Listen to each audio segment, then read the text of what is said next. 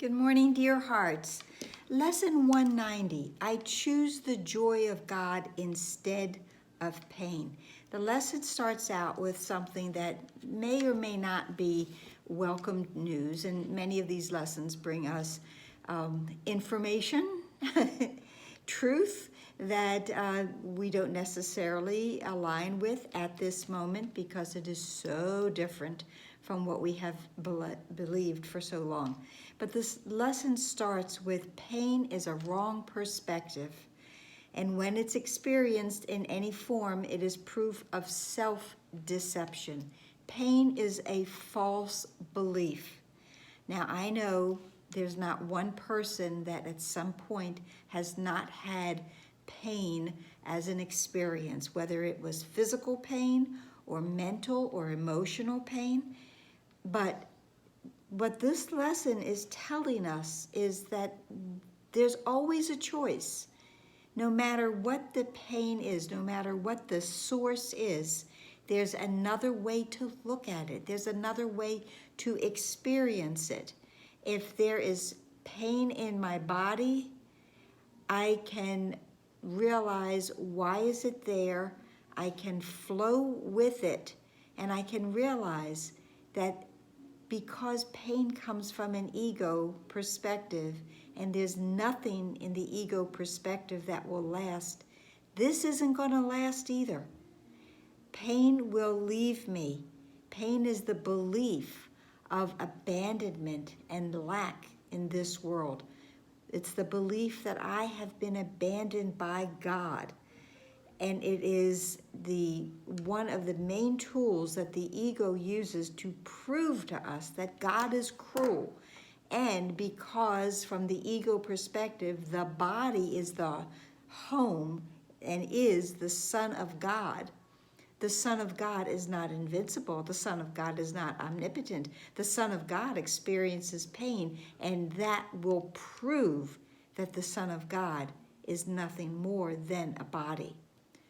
So these are ideas that are, again, probably not always welcomed, something we have to learn, but this lesson explains it very well. There is a syllogism in here, which we have had many of these in the course, which is that is one, if one part of this sentence is true, the other part must be false. Both parts of this sentence must be true in order to be true indeed, as the course would say. And it is, if God is real, there is no pain. If pain is real, there is no God. And that, again, goes back to the idea that pain could only be experienced if the Son of God is merely a body and suffers from the slings and arrows of outrageous fortune, okay? There is a different way to look at this. Now, there's a couple of previous lessons that are referenced in one way or another in this lesson. And in paragraph 4, it says about believing that the Son of God is a body, peace to such foolishness. The time has come to laugh at such insane ideas. And so if you remember lesson 41, which was God goes with me wherever I go. If I believe that God goes with me wherever I go, I will not be experiencing pain unless I believe that God is cruel. And at the end of that lesson, it tells us you can afford to laugh at fear thoughts, remembering that God goes with you wherever you go. So again, this is how the Course brings in and weaves this beautiful spiritual tapestry for us that, we have been given this information. We will continue to be given this information. It will appear in different ways, but the message is going to be consistent. Truth is true and nothing else is true. This lesson tells us that all of our pain is coming from our thoughts. The thought that I can be hurt causes me pain. I heard a story recently of someone who they did something to their hand. Someone shared it, I think, in one of the ACIM groups. But because they kept saying that this isn't real, they had no pain. They broke their foot. Someone broke their foot, but yet because they didn't buy into it, they didn't buy into that because the foot was broken, there would be pain. She did not experience any pain. And she even had people telling her, "You're going to hurt. You broke your foot. That's going to be painful." But she didn't believe in it. She saw it differently. Her foot still needed to heal. In this world, it still was broken, but the pain was optional, and she opted out of it. This lesson has so many beautiful parts, as they do. You've heard me say that once or twice. There is nothing in the world that has power to make you ill or sad or weak or frail, but it is you who have the power to dominate all things you see by merely recognizing what you are. No one but yourself affects you. This harkens back to lesson 70, where the lesson is "My salvation comes from me." And in that lesson, it says it means that nothing outside yourself can save you. Nothing outside yourself can give you peace. It also means that nothing outside yourself can hurt you or disturb your peace or upset you in any way.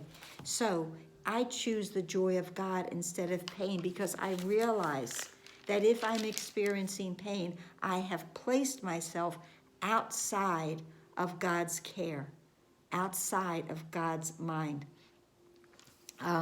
This lesson is just telling us what we have been told many times: the world is simply a perception. Okay, it's how we perceive it. It in and of itself has no real effect on us. And because of that, we can choose the joy of God instead of choosing that world as what you really want. Yourself is radiant in this holy joy, unchanged, unchanging, and unchangeable forever and ever. Forgiveness helps us. It is the method to use in the reversal of this thought system of the belief in pain. And just one more thing, in paragraph 9 in today's lesson, it starts out with, "Lay down your arms and come without defense into the quiet place where heaven's peace holds all things still at last." Completely in alignment with yesterday's lesson and the paragraph that I read that said, "Forget this world, forget this course, and come with holy, empty hands unto your God." We get to be free more and more and more with each lesson that we study, that we imbibe within us, that we understand, that we believe. And finally, there is a line in the end of this lesson 191 that says, "Pain is illusion, joy reality. Pain is but sleep, joy is awakening, and pain is deception, joy alone is truth." So I hope that helped. It's a beautiful lesson. It's very uplifting. It's very comforting. If you have the time, please read it.